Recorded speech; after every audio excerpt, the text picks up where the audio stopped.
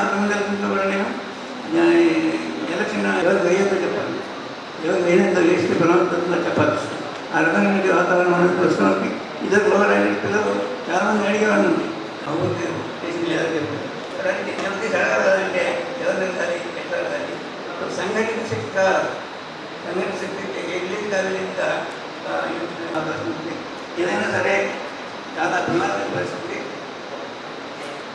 ముందుకొస్తున్నది మతాన్నాడు గండం, ముందుకొచ్చి ఆపండి అందరికీ దండం, ముందుకొచ్చి ఆపండి అందరికీ దండం.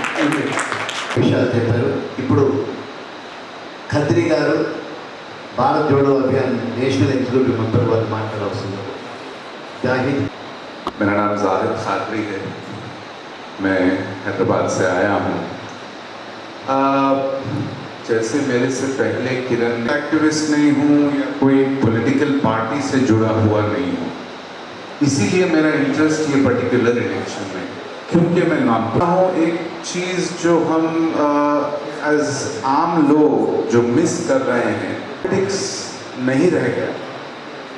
आज जो इलेक्शन हम देख रहे हैं ये बंदों की 3 बंदरों का खेल, ये वो नहीं रह गया।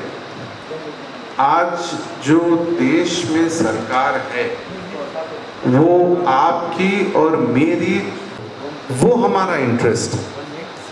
कोई कांग्रेस की गवर्नमेंट आई, जैसे किरण बोल रहे थे, जब राहुल गांधी की सबसे पहली यात्रा शुरू हो रही थी और उसका बीच में आपस में काफ़ी बातचीत और डिस्कशन इंटरनल ये रहा कि हम सब सिविल सोसाइटी के एक्टिविस्ट हैं।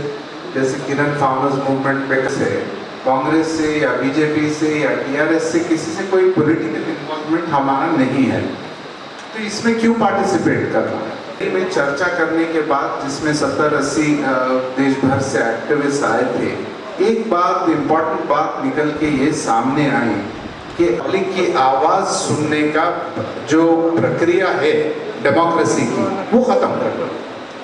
और हम ये चाह रहे हैं कि भाई कि देश में क्या हो रहा है, क्या चल रहा है और हम किस तरफ बढ़ रहे हैं, ये सब लोगों को बताने की बहुत ही बात अक्सर कहते हैं ये फ्लाईओवर की तरह है जहाँ पे 2 रास्ते हैं। अगर हम एक बार चढ़ गए तो उसके बाद यू टर्न बहुत दूर, चढ़ने के बाद अगर हम डिसाइड करें अरे हाईवे पे आ गए, नहीं पलटा के उधर जाना था, बहुत लंबा जाना, भाई जिंदगी पे हमारे इफेक्ट पड़ रहा।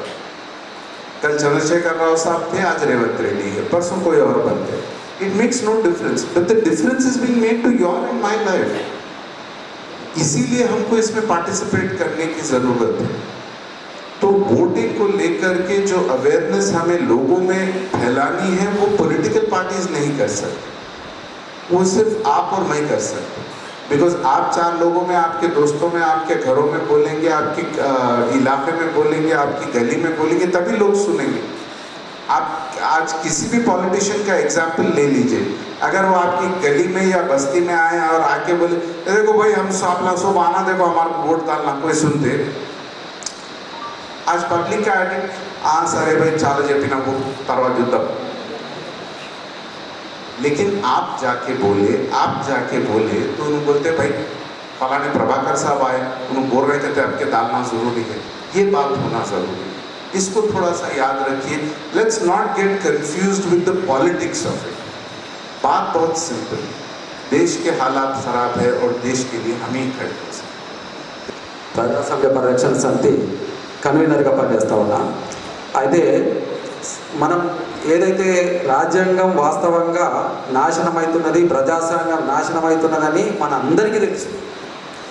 కానీ బీజేపీ ప్రభుత్వం ఈరోజు రాజ్యాంగాన్ని నాశనం చేస్తూ భారతీయుల, బీసీల, తర్వాత ఓసీల మనసులను ఎట్లా గెలుస్తున్నది అనేది నేను ఒకసారి చెప్పదలుచుకున్నా.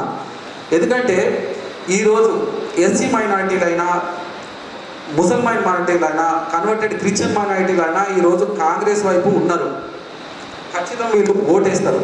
కానీ బీసీల పరిస్థితి, భారతదేశంలో ఉన్న అధిక జనాభా బీసీల యొక్క పరిస్థితి ఏంటి, వాళ్ళ దగ్గర మనం ఎట్లా వాళ్ళ నోట్లను మనము ఏం చేయాలి, ఇది ఒకటి నాకు ఒక సమస్యగా ఉన్నది. ఎందుకంటే ఈరోజు ప్రజాస్వామ్యం అన్నా, రాజ్యాంగం అన్నా, సెక్యులర్ పదాలన్నా ఇది ఒక సామాజిక అంశం. కానీ దేవుడు అనేది వ్యక్తిగత విషయం. దేవుడు అనేది వ్యక్తిగత విషయం.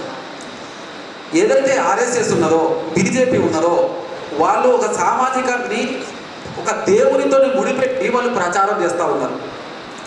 వాళ్ళు మనకు ప్రచారంలో ముందు ఉన్నారు.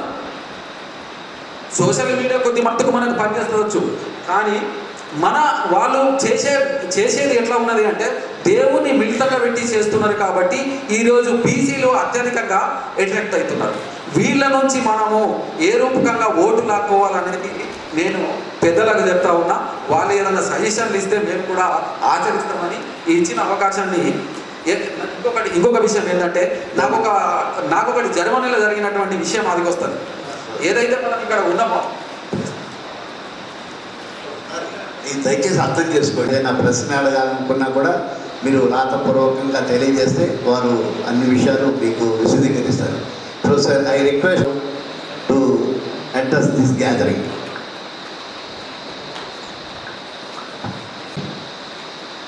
सभापति जी, मंच पे मौजूद तमाम हजरात और मेरे तमाम दोस्तों, सबसे पहले तो तहे दिल से माफ़ी चाहता हूँ कि इतना देरी से मैं यहाँ पहुँचा। ये मेरा स्टाइल नहीं है, ये मेरी आदत नहीं है, और एक ख़ास वजह थी जिससे मैं बहुत लेट पहुँचा, और मैं शुरुआत उसी से करना चाहता हूँ। हमारी हिंदुस्तान की नेवी के चीफ, जिसको एडमिरल बोला जाता है, वो होते थे एडमिरल रामदास, जो हैदराबाद में रहा करते थे। 90 साल की उम्र में उनका 6 हफ्ता पहले इंतकाल हुआ था। मैं उनके घर गया था। ललिता रामदास जी जो उनकी वाइफ थी, और ललिता जी खुद हिंदुस्तान के जो पहले नेवी चीफ बने थे, उनकी बेटी, तो वो खुद भी नेवी चीफ की बेटी हैं और उनके हस्बैंड भी नेवी चीफ रहे। उनके इंतकाल के बाद मिलने गया था, सिर्फ इसलिए नहीं कि मैं उन्हें जानता था, सिर्फ इसलिए नहीं कि उनकी बहुत बेइंतहा मोहब्बत रही हम जैसे लोगों के साथ, बल्कि इसलिए कि उनका एक पैगाम अपने हस्बैंड की मौत के बाद उन्होंने सिर्फ एक पैगाम दिया। पैगाम ये नहीं कि मेरा क्या होगा, पैगाम ये नहीं कि मेरे हस्बैंड को याद कीजिए, पैगाम ये कि ये हिंदुस्तान है, इसकी रूह को बचा लीजिए। उन्होंने वीडियो पे बना के भेजा है वो पैगाम, मैं आपसे शेयर करूंगा, जितने उनमें रामदास जी की फ़ोटो लगी हुई है। और उन्होंने कहा कि जाने से पहले मेरे हस्बैंड ने बार बार ये कहा था कि ये जो इस मुल्क में हो रहा है, ये वो मुल्क नहीं है जिसमें मैं पैदा हुआ था, और ये वो मुल्क नहीं है जिसके लिए मैं अपनी जान को हथेली पे लेके वहाँ पे खड़ा हुआ था। उस मुल्क को बचाना तुम लोगों की जिम्मेवारी है। मैं तो जा रहा हूँ, 90 साल के हो गए थे, उन्हें पता था वो जा रहे हैं, पिछले 2-3 महीने से हो गया था। दोनों रिटायर होने के बाद आर्मी के लोग अक्सर बहुत अच्छी ज़िंदगी जीते हैं, गोल्फ खेलने जाते हैं, शाम को पार्टी करते हैं, लेकिन रामदास जी ने नहीं किया। रिटायरमेंट के बाद, और ललिता जी ने, वो उनकी सिर्फ वाइफ नहीं थी, जब दिल्ली में 1984 में दंगे हो रहे थे और जब वो उनके हस्बैंड वाइस एडमिरल थे, तब ललिता रामदास ने सड़क पे खड़े होकर कहा कि हम अपने सिख भाइयों के साथ खड़े हैं, हम ये नहीं होने देंगे। ये वो शख्स थे, उन लोगों ने ये पैगाम दिया। और मैं चाहता हूँ, तो मैं उनको सिर्फ उनसे आशीर्वाद लेने गया था, उनसे इंस्पिरेशन लेने गया था, और उनका पैगाम हम लोगों तक पहुंचा सके। उन्होंने जाते जाते यही कहा कि बेटा, वो रामदास जी आखिरी घड़ी तक कहते थे, वो कहते थे अगर मेरे नाम की कोई भी करेंसी बची है कि मैं नेवी चीफ था, इस लिहाज से लोग मुझे जान लेंगे। तो कहते थे अगर मेरी थोड़ी सी भी करेंसी बची है तो उसका इस्तेमाल कर लेना, ये देश बचाने के लिए करना इसका इस्तेमाल। ऐसे लोग हैं इस मुल्क। और आज हम यहां आए हैं किसी पार्टी के लिए नहीं आए। मैं आपको ईमानदारी से बताऊं, पब्लिक लाइफ में मेरी शुरुआत कांग्रेस पार्टी की मुखालिफत करके हुई है। मैंने तो अपनी जिंदगी में डेमोक्रेसी को पहली बार देखा 1977 जब हिंदुस्तान में डिक्टेटरशिप थी। वो डिक्टेटरशिप खत्म हुई और सड़क में 13-14 साल का बच्चा था। जिस दिन खबर आई इलेक्शन के रिजल्ट की और ये कि इंदिरा गांधी और संजय गांधी खुद हार रहे हैं, मुझे याद है शाम को जो सड़क पे जलवा था वो देखा, हुजूम और लोगों में बिजली कौन गई। मुझे लगा अच्छा ये होती है डेमोक्रेसी, किसी बड़े से बड़े को कान पकड़ के आप नीचे उतार सकते। तो मैंने तो ये देखा था 80 के जमाने में जब दिल्ली में दंगे हुए, जब मेरठ में कांड हुआ, तो हम सब लोग तो उसकी मुखालिफत करते हुए खड़े हुए। सत्ता के खिलाफ, हुकूमत के खिलाफ खड़े होना हमारे मिजाज में था। और हुकूमत का मतलब कांग्रेस हुआ करता था, तो कांग्रेस के खिलाफ खड़े होते। तो आज अगर मैं आपके सामने खड़ा हूं तो कांग्रेस को डिफेंड करने के लिए नहीं खड़ा, किसी एक पार्टी के लिए हम नहीं खड़े। हम एक बहुत बड़े मकसद से यहाँ आए, वो मकसद जो एडमिरल रामदास ने जाने से पहले कहा। आज इस देश में मुझे सिर्फ 2 पार्टियां नजर आती हैं। मुझे किसी पार्टी का नाम नजर नहीं आता, मुझे किसी का झंडा नजर नहीं आता। देखिए, अगर मेरे घर में आग लगी हो तो मुझे 2 तरह के लोग नजर आएंगे और कोई नजर नहीं आएगा। एक वो जो पेट्रोल की बोतल लेके घूम रहा है और एक वो जो पानी की बाल्टी लेके आ रहा है। बस 2 ही पार्टियां मुझे दिखी। और उस वक्त जो पानी की बाल्टी ला रहा है उसकी बाल्टी लाल रंग की है, पीले रंग की है, नीले रंग की है, कोई फर्क नहीं पड़ता इन चीजों का। जो पानी लेके आ रहा है मैं उसको गले लगाऊंगा, कहूंगा तू मेरा भाई है, आ जा। तेरे से 6 महीने से रंजिश चल रही है, 20 साल से तुम्हारी मेरी बातचीत नहीं हुई है, कोई फर्क नहीं पड़ता। आज तू पानी लेके आया है, जब मेरे घर में आग लगी है मैं तुझे गले लगाऊंगा। तो मुझे इस वक्त शिवसेना का झंडा नहीं दिखाई देता, मुझे इस वक्त किसी पार्टी का झंडा नहीं दिखाई देता।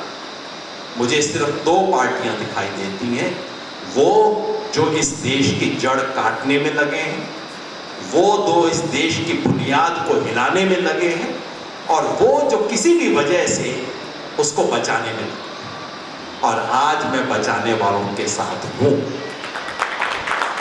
और अगर आज मैं ये नहीं कह सकता तो मुझे कोई हक नहीं है कि मैं अपने आप को इस देश का मालिक कहूं, अपने आप को इस देश का नागरिक कहूं। अगर आज मैं छोटी छोटी चीज़ों में उलझ जाऊं, लेकिन 5 साल पहले इसने ये कहा था, लेकिन इनका आदमी ऐसा है, लेकिन मेरी नाली और बिजली तो बात नहीं आई। अरे नाली बिजली आ जाएगी, जिंदा रहेंगे तो सब हो जाएगा, सड़क भी बन जाएगी, बिजली भी आ जाएगी, पानी भी आ जाएगा। नहीं आया तो इनका कान पकड़ देंगे, लेकिन पहले जमीन बची रहे जिस जमीन पे हम खड़े, और आज उस जमीन को छीना जा रहा है। आज मेरे देश का संविधान, बाबा साहब का संविधान खत्म करने की साजिश बन चुकी है। इनके तमाम लोग लिख के बोल चुके हैं कि नया कॉन्स्टिट्यूशन बनाएंगे। बीच बीच में इनके छोटे मोटे नेता बोल भी देते हैं इस बात को, मुंह से निकल जाती है बात, जो अंदर की बात होती है कभी कभी तो बाहर आ ही जाती है। और इन्होंने ये भी तैयारी कर रखी है कि अगर राज्यसभा में 2/3 मेजॉरिटी नहीं होगी तब भी बदलेगी। और वो कैसे, वो आपने देख लिया होगा, 40-50 एमपी को सस्पेंड कर देंगे 1 हफ्ते के लिए, कोई बहाना बना के, और उसी हफ्ते में कॉन्स्टिट्यूशन अमेंडमेंट हो जाए और उसको अमेंडमेंट करेंगे। जैसे इंदिरा गांधी ने इमरजेंसी के दौरान 42nd अमेंडमेंट लेके आई थी, जिनके मेरे तरह थोड़े थोड़े सफ़ेद बाल हैं उन्हें याद होगा, कहा था अमेंडमेंट, दरअसल कॉन्स्टिट्यूशन की पूरी रूह निकाल दी थी। यही खेल होने जा रहा है।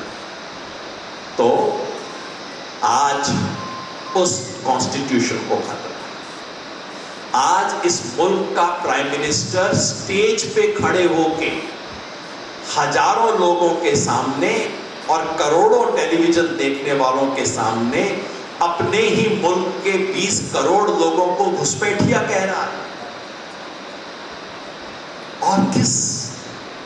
और किस चीज का इंतजार है और किस खतरे को अब हम ढूंढ रहे हैं? वो खतरा आ चुका है। वो दरवाजे पे नॉक नहीं कर रहा, वो कमरे के अंदर घुस आया है। अब हम किसका इंतजार कर रहे हैं? आज हम सबका फर्ज बनता है, हर हिंदुस्तानी का, जिसको इस देश की बुनियाद में जिसकी आस्था है, जिसको संविधान से लगाव है, जिसको इंसानियत से लगाव है, उन सब का फर्ज बनता है कि खड़े होकर इसको रोकें। कल मैं उस्मानिया यूनिवर्सिटी में था, बच्चों से ये बात कर रहा था, तो उनमें से किसी ने पूछा कि हिंदू मुस्लिम यूनिटी को कैसे प्रमोट कर सकते हैं। मैंने कहा भाई, अगर किसी और वक्त आप ये सवाल पूछते तो मैं कहता हिंदू मुस्लिम को जाके बताओ कि हम भाई भाई हैं, हम सबका एक ही खून है, ये सब चीज़ें करो। लेकिन आज इन मीठी बातों से काम नहीं चलेगा। अगर मेरे घर में कोई आग लगा रहा है तो मैं उसे ये नहीं कहूँगा देखिए ना आग लगाना बहुत बुरी बात होती है, ऐसा मत कीजिए ना, ये नहीं करूँगा। मैं जाके उसका हाथ पकड़ूंगा। आज इनका हाथ पकड़ना होगा, नहीं तो मेरे मुल्क में आग नहीं लगा सकते। चुनाव लड़ना है, लड़ो। 10 साल राज किया है, आओ जनता को बताओ मैंने 10 साल में ये काम किए हैं, अगले 5 साल में ये और करूँगा। बताओ, तुम्हारा पूरा हक है। जनता यकीन करती है, दोबारा बनो, तिबारा बनो, 4 बार बनो। लेकिन 10 साल राज करने के बाद मंदिर पे वोट मांगते हो। बेरोजगारी के सवाल का जवाब देने की बजाय बुलडोजर की बात करते हैं। जवान और किसान की बजाय हिंदू और मुसलमान का खेल खेलते हैं। ये नहीं चलेगा, ये तरीका नहीं। जवाब दो, तुमने 10 साल राज किया है, जवाब दो। अच्छे जवाब होंगे, जनता तुम्हें लेके आएगी, हक बनता है तुम्हारा। ये नहीं चलेगा। हम आज इसलिए, और एक आपको और बात बता दूं, आज से 2 महीना पहले और खास तौर पे जनवरी के महीने के आखिर तक एक ऐसा माहौल इस देश में बना दिया गया था कि सबको लग रहा था, हम में से कुछ साथियों को भी लगता होगा कि भाई अब तो खेल खत्म हो गया, अब तो क्या बचा है। हम लोगों को भी मायूसी होती थी बीच बीच में। लेकिन पिछले 10 दिन से मैं घूम रहा हूं साथ। मैं राजस्थान गया, हरियाणा गया, उत्तर प्रदेश गया। 5 दिन उत्तर प्रदेश में घूमा। और ऐसे नहीं जैसे यहाँ पे आया हूँ, नहीं, निजामाबाद ये तो यहाँ पे आया तो अपने दोस्तों में बात कर रहा हूँ। बिल्कुल चुपचाप से, बिना किसी को बताए, आम लोगों के बीच में घूमा। 8 दिन घूमा। एक बात आपको, पहली बात गारंटी से बताता, राजस्थान में जहां बीजेपी को 2014 में 25 में से 25 सीट आई थी, 2019 में 24 जमा 1 25 फिर आई थी, वहां इस बार सवाल ही नहीं होता है कि बीजेपी वहां पे स्वीप कर जाए। कम से कम 8-10 सीट पे बीजेपी हार रही। और ये मैं कहने के लिए नहीं कहता, एक जमाने में मैं धंधा किया करता था, ये मेरा काम हुआ करता था देखना इन चीज़ों को। और आज की अगर उटपटांग चीज़ बोलूँगा तो ये वीडियो रिकॉर्ड कर रहे हैं, 1 महीने बाद दिखा देंगे कि भैया आदमी ये बोल रहा था। इसलिए जिम्मेवारी के एहसास से बोल रहा हूँ। आप लिख लीजिए, राजस्थान में बीजेपी स्वीप नहीं कर रही है। और मुझे आपको यकीन ना हो, राजस्थान में अपने किसी साथी दोस्त को फ़ोन करके पूछ लीजिए कि भैया ये जो पूरा इलाका है, गंगानगर, चूरू, सीकर, झुंझुनू, अलवर, जयपुर, टोंक, माधोपुर, भरतपुर, इन पूरे में से कितनी सीट में बीजेपी जीत रही है? आप किसी से भी पूछ लीजिए। पहली बात। दूसरा, मेरा अपना स्टेट हरियाणा, हरियाणा के किसान ने, हरियाणा का किसान इनके कैंडिडेट को गांव में नहीं घुसने दे रहा है। गांव में घुसने से लोग रोक रहे हैं, बाहर जाओ, गांव में नहीं आना। तुम किसान आंदोलन में जब हमारा संकट था तब तुम हमारा मजाक उड़ा रहे थे, तब तुम मुझे आतंकवादी बता रहे थे, मुझे खालिस्तानी बता रहे थे। तो जाओ, अब जाओ तुम उसी के जाओ जो तुम कर रहे थे। ये भिवानी से खबर है, ये सिरसा से खबर है, ये हिसार से खबर है। कितना सीट बनेगा मैं नहीं जानता, लेकिन कम से कम आधी सीट के ऊपर बीजेपी की हालत बेहद पतली है इस वक्त। अभी इलेक्शन वहां शुरू ही हुआ है हरियाणा का।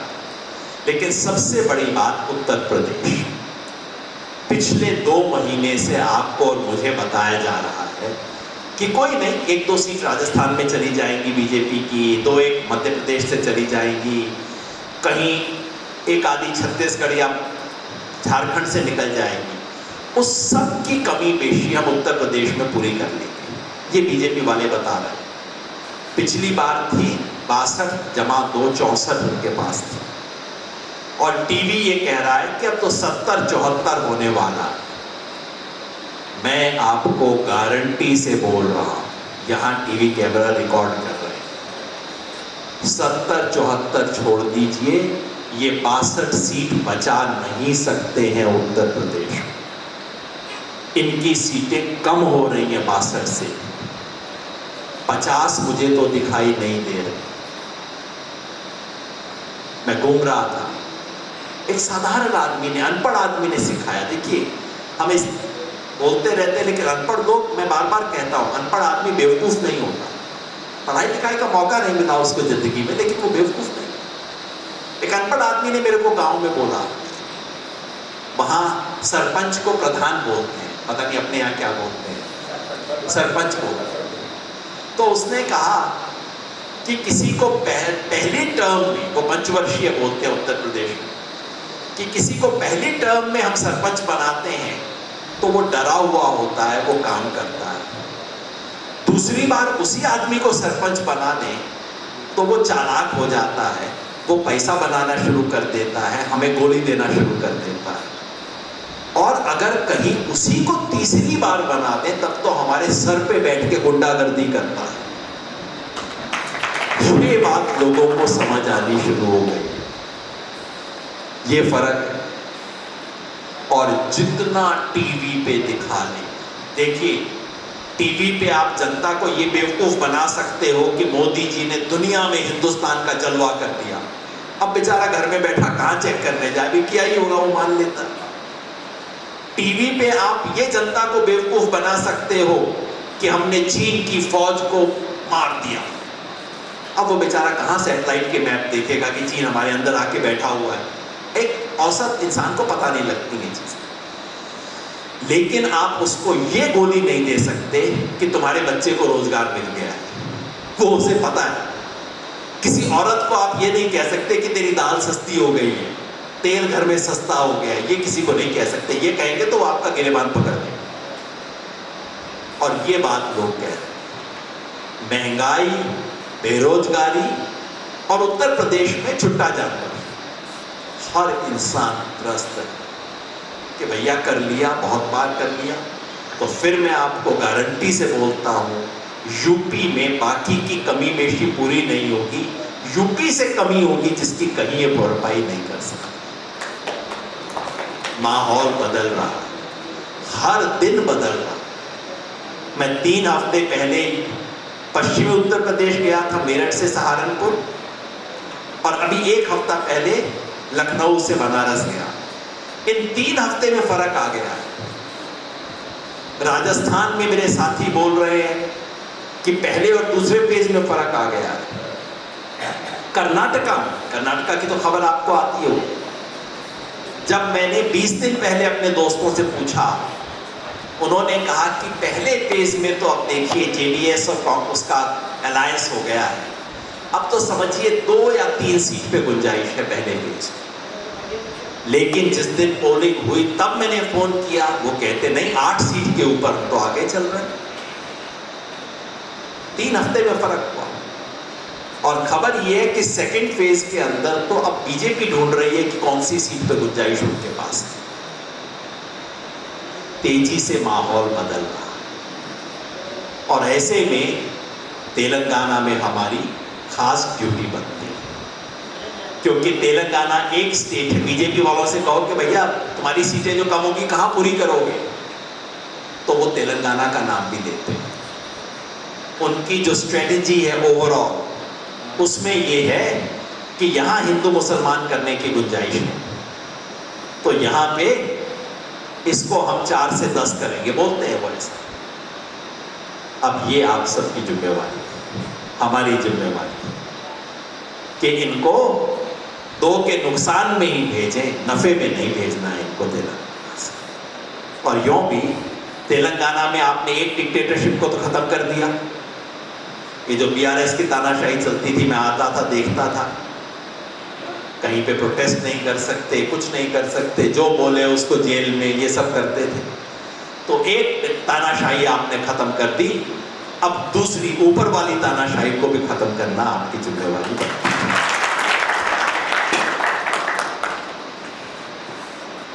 ये जो तानाशाही शब्द है, ये आज से 6 महीना पहले चल नहीं रहा था, लेकिन अब चल रहा है गांव में।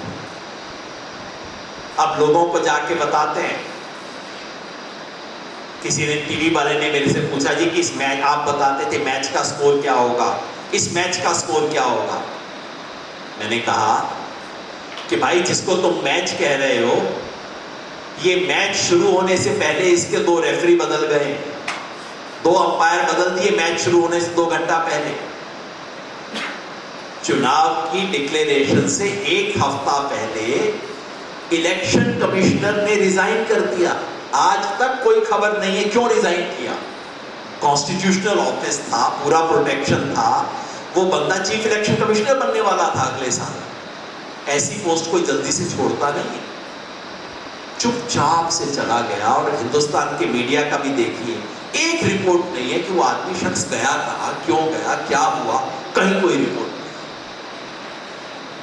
सुना है कभी मैच से 2 घंटा पहले 2 अंपायर बदल दिए, और नए अंपायर किसने चुने? जो खेलने वाली टीम का कैप्टन है, उसने अंपायरों का चुनाव किया। मैच शुरू होने से पहले रूल्स बदल रहे हैं। ये नियम लेके आए थे कि पीआईबी ये तय करेगी कि फेक न्यूज क्या है, यानी कि सरकार का जो महकमा है, प्रेस एंड इंफॉर्मेशन ब्यूरो, जिसका काम आजकल फेक न्यूज चलाना है, इस सरकार के बारे में रोज झूठी खबरें चलाते रहते हैं, वो बताएंगे कि आप जो बोलेंगे वो सही है कि नहीं। This is censorship. What else is censorship? यही तो सेंसरशिप है। वो तो सुप्रीम कोर्ट ने उस पर स्टे लगा दिया है, वो रूल अभी भी खारिज नहीं हुआ है, सिर्फ स्टे लगा है अभी उसमें। तीसरा, मैच के बीच में आपने सामने वाली टीम का पानी और रसद बंद कर दिया, कांग्रेस का अकाउंट फ्रीज कर दिया, कम्युनिस्ट पार्टी का अकाउंट फ्रीज कर दिया, 30 साल पुराने इनकम टैक्स के केस खोल लिए। कभी सुना है ऐसी चीज? तो आपने सामने वाली टीम का राशन पानी रोक दिया, और उससे भी बात नहीं बनी तो सामने वाली टीम के 2 बैट्समैन निकाल के आपने बाहर निकाल दिए मैच से, कि नहीं ये ज्यादा छक्के मारता है, चलो इसको निकालो, एक सोरेन को निकालो और एक केजरीवाल को निकालो, मैच के बीच में बाहर निकालो। मैंने कहा भैया अब आप मेरे से पूछ रहे हो कि इस मैच का रिजल्ट बताओ, ये कोई मैच हो रहा है क्या इस वक्त? भाई मैंने 1977 का इलेक्शन भी देखा है, आपने देखा होगा, 1977 इमरजेंसी में डिक्टेटरशिप थी, लेकिन जब इलेक्शन हुआ जनवरी 1977 से लेके मार्च 1977 के बीच इलेक्शन ईमानदारी से हुआ था। इंदिरा गांधी को कहीं गलतफहमी थी कि जीत जाऊंगी, लेकिन इलेक्शन ईमानदारी से हुआ था। यहां इलेक्शन के बीच में कर रहे हैं सब काम, और इलेक्शन कमीशन ने देखता जा रहा है। ये खबर लोगों तक पहुंचानी है। लोग समझ रहे हैं, ये बात लोग समझ रहे हैं कि भाई कल तक ये जो ईडी है, जो इनका इलेक्शन डिपार्टमेंट है बीजेपी का, ये क्या खेल कर रहा है। वॉशिंग मशीन को लोग अब समझ रहे हैं गांव में। ये खबर लेके जाना। हिंदुस्तान के लोगों में मैं जब घूमा उत्तर प्रदेश में, तो मुझे एक तसल्ली हुई कि हिंदुस्तान का औसत नागरिक, ठीक है, पूरा जानता नहीं है, कभी कभी झूठ मान लेता है, कभी कभी छोटे लालच में भी आ जाता है, लेकिन जिस दिन उसको लगे कि उसकी डेमोक्रेसी उससे छीनी जा रही है, उसका हक उससे छीना जा रहा है, तो फिर वो ये बर्दाश्त नहीं करे। मगर ये बात उस तक ले जाना हमारा काम। तो और लंबी बात मैं नहीं कहूँगा, मैं सिर्फ इतना कहना चाहता हूँ, हम बहुत बड़े काम के लिए आए। आज से 6 महीना पहले, जनवरी के महीने में भी, जब वो अयोध्या हो गया था, सब कुछ हो गया था, तो किसी ने मुझसे पूछा क्यों लगे हुए हो आप, क्या होगा, देख लो रिजल्ट तो आ चुका, हो गया ये तो इलेक्शन पूरा। मैंने कहा देखो, मैं इसलिए काम नहीं कर रहा हूं कि इलेक्शन का रिजल्ट क्या आएगा, मैं इसलिए काम कर रहा हूं कि जब मैं मर जाऊंगा, मेरे बच्चे पोते से कोई पूछेगा कि 2024 में तुम्हारा दादा जिंदा था, वो क्या कर रहा था, मेरा पोता सर उठा के जवाब दे सके, मैं इसलिए काम कर रहा हूं। कोई उम्मीद नहीं थी उस वक्त, तब भी हमने कहा करेंगे। आज हम बहुत बड़ी चीज के लिए काम कर रहे हैं, और ये वो सवाल है हम सबसे पूछा जाएगा, हमसे नहीं तो हमारे मरने के बाद पूछा जाएगा, 2024 में तुम क्या कर रहे थे। इसका हम जवाब दे सकें, बड़ी चीज का काम करें, और किसी तरह से वोट डलवाएं इस बार। तेलंगाना में इलेक्शन से पहले माहौल बदला, इलेक्शन के बाद और बदला है। बीजेपी के पास एक ही हथियार है, एक ही औजार है, हिंदू मुस्लिम। किसी ने कहा कि मोदी जी को तो मुसलमानों के पांव पकड़ने चाहिए कि मैं हर बार तुम्हारा नाम लेके ही मैं इलेक्शन जीतता हूं, और तो कोई हथियार इनके पास है नहीं, सिर्फ हिंदू मुस्लिम ही करेंगे हर बार। ये कामयाब ना हो, ये हमारी जिम्मेदारी। बाकी आप सब समझदार हैं, हम सब मिलकर बात करेंगे। जाहिद भाई ने, किरण भाई ने अपनी बात कही दी होगी, बस बहुत बड़े काम में है। और इस बार अब मुझे अंदर से आवाज आ रही है, इस बार हमें, देखिए कामयाबी नहीं भी मिलती तब भी हमें तो करना है, लेकिन अब मुझे अंदर से पिछले 10 दिन से लगने लगा है कि फाइनली कुछ अब हवा बदल रही है इस देश में, और काम करेंगे तो जरूर कामयाबी भी मिलेगी। बहुत बहुत शुक्रिया। जो जिसे राजपूत कह रहा है देश का मीडिया, दरअसल वो राजपूत नहीं है, वो क्षत्रिय है, और गुजरात में क्षत्रिय में बहुत ज़्यादा ओबीसी है। ये हिंदुस्तान इंग्लिश का मीडिया समझ नहीं रहा। ये वहाँ का ओबीसी समाज है, जिसमें अब काफ़ी सीरियस प्रोटेस्ट है, छोटे प्रोटेस्ट नहीं। आप वीडियो पे देख लीजिए, 1-1 लाख लोग वहाँ इकट्ठे हो रहे हैं और कह रहे हैं कि होगा, बदलेगा। लेकिन ये भी याद रखिए, वहाँ हर चीज़ पे बीजेपी का शिकंजा। अब सूरत में जो हुआ, मेरे ख्याल में इतने बरस बाद पहली बार कोई लोकसभा इलेक्शन है जो कि अनकॉन्टेस्टेड जा रहा है। कितने बरस बाद, मुझे तो याद नहीं पड़ता, 77 में भी नहीं हुआ था, ये तो कभी नहीं हुआ, 84 में नहीं हुआ, जबकि कांग्रेस 400 सीट जीत गई थी, तब भी यूनानिमस नहीं हुआ इलेक्शन। चलिए मान लीजिए कांग्रेस वाले कैंडिडेट ने दगा किया होगा, कि बाकी 7 कैंडिडेट कैसे आखिरी दिन आके अपना विड्रॉ कर गए। आप कह रहे हैं कि अचानक उनके मन में आ गया कि भैया विड्रॉ कर लेना चाहिए। तो ये सारा सिस्टम इस वक्त उनका शिकंजा। तो एक तरफ लोगों का उभार है, दूसरी तरफ इनका शिकंजा। अब उससे क्या होता है वो देखना होगा, मगर तो मैंने अपनी आंख से देखा है, और कर्नाटका जिसके बारे में इतनी डेफिनेट इंफॉर्मेशन मेरे पास है कि मैं लगभग कह सकता हूं कि मैंने अपनी आंख से देखा है, उतना मैं कह सकता हूं। बाकी आप भी बताएंगे। और मुझे लग रहा है कि इस वक्त नीचे एक इस देश में हवा चल रही है, याद रखिए 77 में मैं बच्चा तो था, लेकिन अखबार पढ़ने वाला बच्चा था, 13-14 साल की उम्र।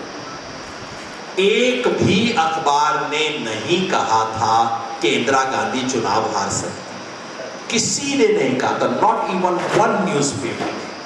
उस जमाने में तो न्यूज़पेपर ही था, रेडियो में आकाशवाणी, टीवी था नहीं। So the entire media was silent. आखिरी दिन तक उनका था कि हाँ थोड़ी सी परेशानी कांग्रेस को शायद हो सकती, ये कह रहे थे मीडिया वाले। और हुआ क्या? याद रखिए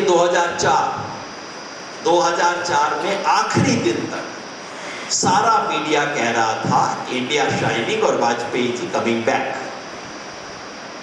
तो मैं कल कह रहा था, किसी दोस्त से बात करते करते ही मैंने कहा कि ये 400 पार नहीं 2004 हो रहा है इस बार।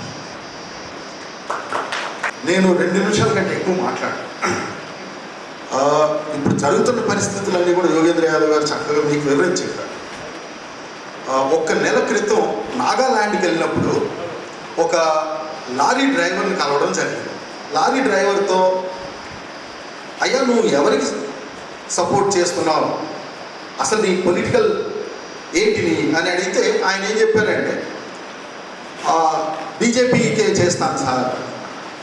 ఎందుకు చేస్తావు అని ఒక ప్రశ్న అడిగినప్పుడు ఏముంది సార్ ఆయన చాలా గొప్ప నాయకుడు అది ఇది అని పొగిడాడు. హిందూ ముస్లిం పాకిస్తాన్, అరే నీకేం చేశాడు అది చెప్పు అని. వాడి దగ్గర సమాధానం లేదు.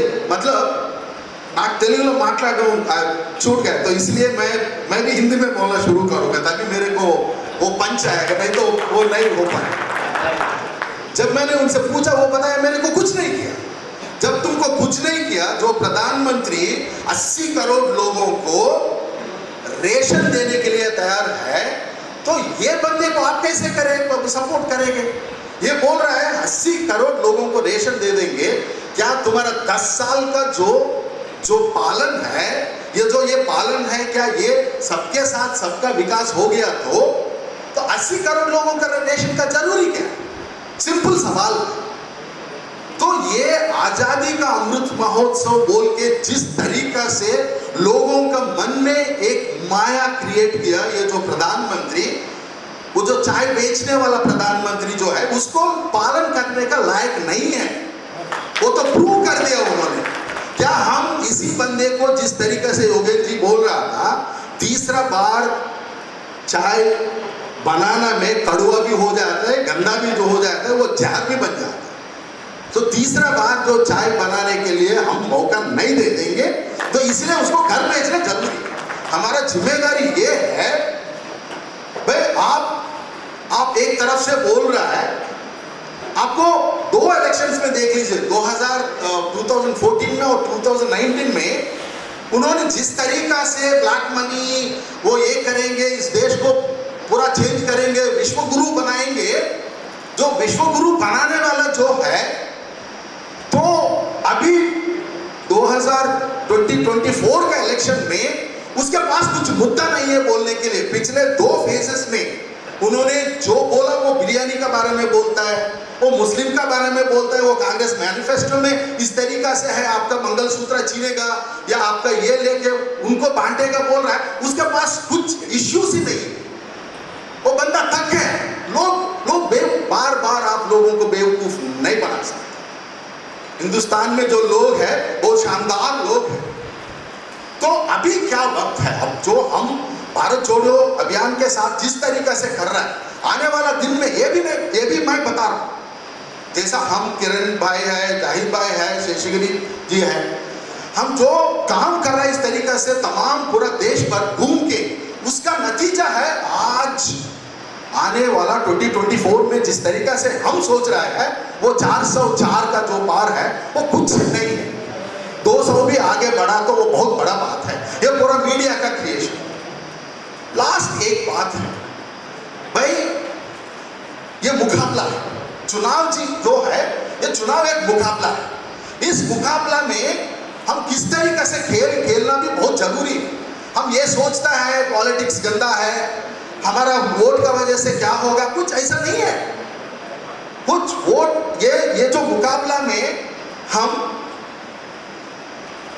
एक तरफ से खड़ा होके सब लोग SC ST OBC माइनॉरिटीज खासकर विमेन ये सब लोग खड़ा होके हम जो ये कम्युनल फैसिस्ट जो लोग हैं इन लोगों को पूरी तरीका से हराना बहुत जरूरी है। ये हमारा हाथ में है, हम जरूर जीतेंगे। मैं अभी यहाँ पे बैठ के गिन रहा था यहाँ पे हाल में कितना लोग हैं, 50 लोग हैं, ठीक है। लोग के बारे में नहीं बोल रहा, मतलब कितना लोग चाहिए, बस 50। ये 50 × 15 एक दिन 15 लोगों से बात कर लीजिए। గత 2 నెలలుగా ప్రజాస్వామ్య పరిరక్షణ సమితి ఆధ్వర్యంలో నిజామాబాద్ జిల్లాలో ప్రారంభ సమావేశాలు, విధి విధానాలు ఎట్లా చేస్తే బాగుంటుంది, భారతదేశంలో నడుస్తున్నటువంటి ఈ రాజకీయ పరిణామాలు, గత 10 ఏళ్లుగా వస్తున్నటువంటి మార్పులు, వీటన్నిటిని బేరీజ్ వేసుకొని మైనారిటీ సోదర సంఘాలు, అట్లాగే అంబేద్కరిస్టులు, అట్లాగే వామపక్ష భావజాలం ఉన్నటువంటి ప్రజా సంఘాలు అందరం కలిసి అనేక మీటింగ్ నిర్వహించాం. అందులో ఆ పరంపరలో భాగంగానే ఇది కూడా పెట్టుకున్నాం. చాలా విషయాలు చెప్పారు. ఇప్పుడు మన యోగేంద్ర యాదవ్ సార్ అండ్ కిరణ్ గారు అండ్ సార్ సుకుమార్ గారు. ఒకటి, మనము ఎవరైనా సరే భారత రాజ్యాంగం అనేది ఏదైతే ఉందో అది అన్నిటికీ పరాకాష్ట. పాతది పోయి కొత్తది వస్తుందంటే పాత దాంట్లో ఉన్నటువంటి మంచి లక్షణాలు అన్నిటిని తీసుకొని కొత్తది వస్తుంది. కొత్తది ఊరికే రాదు, లేకపోతే అగ్రి చెయ్యం. సనాతనంలో ఉన్నటువంటి మంచి విషయాలు ఏమైనా ఉంటే ఇది తీసుకుంది. సర్వే జన సుఖినో భవంతు అని చెప్తుంది సనాతనం. కాబట్టి రైట్ టు ఈక్వాలిటీ అని చెప్పేసి 14th ఆర్టికల్ చెప్తుంది. అందరికీ సమానమైనటువంటి హక్కులు ఉండాల్సినటువంటి అవసరం ఉంది అని. అట్లాగే సర్వభూత, సర్వదయ, వసుధైక కుటుంబం, ఇవన్నీ మంచియే. మంచి వాటిన్నిటిని యాక్సెప్ట్ చేస్తున్నాం. లేదు సనాతనానికి నష్టం జరుగుతుంది, మొత్తం హిందూ ధర్మానికి నేనే ప్రతీకనని చెప్తూ ఏదైతే మంచి ఉందో మంచిని కాకుండా వంచన తీసుకొస్తున్నారో దాన్ని మనం వ్యతిరేకిస్తున్నాం. ఈ విషయాన్ని హిందూ సోదరులకు చెప్పాల్సిన అవసరం ఉంది. ఏది వంచన? వర్ణాశ్రమ ధర్మాన్ని పక్కన పెట్టింది రాజ్యాంగం. అందరూ సమానమని చెప్పేసి నువ్వు సనాతనం తీసుకొస్తానని చెప్పేసి అంటున్నావు. ఇది అంగీకారం కాదు. అట్లాగే నువ్వు భారతదేశ ప్రధాని అయి ఉండి అందరికీ బాధ్యత, ఒక మీటింగ్కి వచ్చినప్పుడు అందరినీ సబ్కా సాత్ సబ్కా వికాస్ యొక్క అర్థం ఏంటిది? ఒక సెక్షన్ యొక్క ఆస్తులు మొత్తం కూడా తీసుకొని ఇంకో సెక్షన్కి ఇస్తున్నటువంటి ఒక విద్వేషపూరితమైనటువంటి భావజాలం చేయడం అనేది తగునా? ఇటువంటి పరిణామాల దృష్ట్యా నిన్ననే ఇవాళ హిందూ పేపర్లో వచ్చింది, బైకనూర్, రాజస్థాన్ లోపల బైకనూర్ అనేటువంటి జిల్లా లోపల మైనారిటీ మోర్చా అధ్యక్షుడు ఆయన పేరు ఉస్మాన్ ఘనీ. బాన్స్వారాలో ప్రధానమంత్రి గారు స్పీచ్ ఇచ్చినారు. ఏది? ఈ విద్వేషపూరితమైనటువంటిది, మంగళసూత్రాలు, ఆస్తులు, ఎక్కువ పిల్లలు ఉన్నటువంటి వాళ్ళు, ఇవన్నీ. ఈ ఉస్మాన్ ఘనీ ప్రజల దగ్గరికి పోయి బీజేపీకి ఓటు వేయాలి అని చెప్పినాడు. చెప్తే వాళ్ళందరూ రివర్స్ క్వశ్చన్ వేసినారు. ఇందాక సార్ చెప్పినట్టు హర్యానాలో మత్ గుసో గాంవ్ పే చేసే బోలే వాళ్ళు ఏమన్నారంటే, ఇన్ని మాటలు మాట్లాడినారు బీజేపీ ప్రధాని, మీరు మళ్ళా మా దగ్గరకు వచ్చి ఓట్లు అడుగుతున్నారని చెప్పేసి వాళ్ళు అన్నారు. బాధపడ్డాడు. వచ్చేసి ఆయన ఢిల్లీకి వచ్చినాడు. ఢిల్లీకి వచ్చి ఒక న్యూస్ ఛానల్ లోపల ఇంటర్వ్యూ ఇచ్చినాడు. ఏమనంటే, మా పార్టీ నేత ఈ విధంగా బాన్స్వారాలో అనడం వల్ల నాకు చాలా ఇబ్బందికరంగా ఉంది ఓట్లు అడగడానికి అని చాలా వినమ్రంగా చెప్పాడు టీవీ ఛానల్ లోపల. ఈ మాట తెలియగానే నేను అప్పీల్ చేస్తాను, ఇటువంటి మాటలు మాట్లాడొద్దు, नफरत का बात ना करना बोल के मैं अपील करता हूँ बोल के बोले टीवी चैनल पे. ఈ విషయం తెలిసి అతని పార్టీ నుంచి 6 years సస్పెండ్ చేశారు. 6 years సస్పెండ్ చేసిన తర్వాత బైకనూరు పోలీస్ స్టేషన్లో ఒక ఇష్యూ జరిగింది నిన్న. దాని గురించి మాట్లాడడానికి పోతే సిఆర్పిసి 151 సెక్షన్ కింద ఆయన బుక్ చేసి లోపలేసినారు ఇవాళ. ఇది జరుగుతుంది. నా పార్టీ వాడు కాదు, బయట వాళ్ళని ప్రశ్నించే వాళ్ళందరినీ నోళ్లు మూయించడం, ప్రతిపక్ష నాయకుల్ని అవసరమైతే జైల్లో వేయడము, లేకపోతే ఊపా చట్టం కింద భీమా కోరేగా కేసులు లాంటి వాటిని తీసి లోపలికి వేయడము, అట్లాగే మనీ లాండరింగ్ కింద లోపల వేసేయడము, ఈ అన్ని రకాలుగా చేయడము. లేదంటే కల్పూర్కి మనం చూస్తున్నాం కదా, వీళ్ళని గౌరీ లంకేష్ వీళ్ళందరినీ చంపేయడము. ఇటువంటి పరిస్థితులు అంటే ప్రశ్నించడం అంటే వాళ్ళకి గిట్టదు. ఇది సనాతన ధర్మం కావు. ధర్మం రక్షతి రక్షత అని చెప్పేసి ధర్మం చెప్పింది. నువ్వు మొత్తం దాన్ని నెత్తినేసుకొని దాన్ని వక్రమార్గం చేస్తున్నావు, హిందువులను కూడా మోసం చేస్తున్నావు. ఈ విషయం కూడా మనం తీసుకెళ్లాల్సిన అవసరం ఉంది. మిత్రులారా, మనము ఒక స్ఫూర్తితోటి సార్ చెప్పినాడు, ఒక మంచి వాతావరణం వస్తుంది. సౌత్లో ఎట్లాగో వాడినట్టు సాఫ్, నార్త్లో ఆఫ్ అనేటువంటి పరిస్థితి వస్తుంది. కాబట్టి మనము ధైర్యంగా ఈ విషయాలన్నింటినీ కూడా జరుగుతున్నటువంటి వాటిని ప్రతి ఒక్కరితోటి చర్చించి, వాట్సాప్ లోపల చాలా వీడియోస్ వస్తున్నాయి ఫ్యాక్ట్స్కి సంబంధించి, అబద్ధాలకు సంబంధించి, వాటిని కూడా మనం షేర్ చేస్తూ మనం ప్రతి ఒక్కరం కూడా ఇండియా కూటమికి ఓటు సపోర్ట్ చేసే విధంగా మనం పనిచేద్దాం. భవిష్యత్తు లోపల కూడా ఇలాంటి సమావేశాలు పెట్టుకొని ఒకరికొకరు సపోర్టివ్గా మనం ఈ కార్యక్రమాన్ని ముందుకు తీసుకెళ్తామని చెప్తూ, ఈ కార్యక్రమానికి దూరం నుంచి వచ్చినటువంటి Yogendra Yadav sir chief guest గారికి, అట్లాగే సుకుమార్ గారికి, అట్లాగే కిరణ్ గారికి, సిద్దిక్ గారికి, జాహిద్ కద్రి గారికి, అట్లాగే మా డాక్టర్ సూరి అండ్ మా టీం అందరికీ కూడా ధన్యవాదాలు తెలియజేస్తూ, వచ్చిన మీ అందరికీ కూడా అభినందనలు. ఒక స్ఫూర్తితోటి పనిచేద్దాం, ధైర్యంగా పనిచేద్దాం, దేనికి భయపడాల్సిన అవసరం లేదు. ఎందుకంటే మన దగ్గర సత్యం ఉంది, నిజాలు మాట్లాడుతున్నాం కాబట్టి ఎవరికి భయపడాల్సిన అవసరం లేదు. ఇది డెమోక్రసీని కాపాడుకుందాం. నియంత్రణ చాలామంది వచ్చినారు, పోయినారు, అందరు పోయినారు. నిలిచేది మనకి ప్రజాస్వామ్యం నిలుస్తుంది.